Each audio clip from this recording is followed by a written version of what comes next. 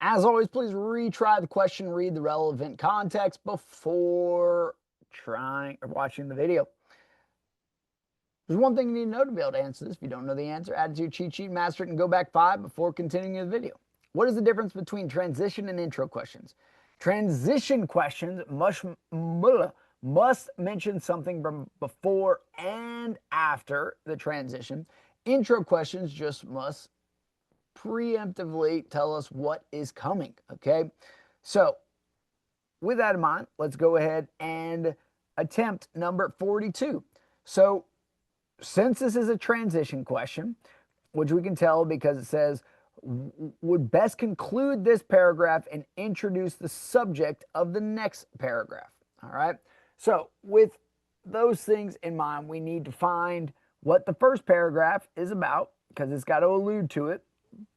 And yeah, so it's talking about how under the cover of the night sky, Banksy worked quickly and steadily, sometimes painting freehand, sometimes spray painting, elaborately detailed stencils. So it's just saying that he was an artist who used spray paint as his medium or a main medium to do his art. And then the next paragraph, or the main idea of the next paragraph, concerned residents argued that Banksy work was simply graffiti that encouraged vandalism. Others praised it as art done by and for the people and asked for more. So the first one is just telling what he did, which was spray painting night very quickly. The next one is saying, you know, we've got people who like it, people who don't. And with those in mind, let's go ahead and take a look at 42, see if we can find the transition that alludes to both of those things.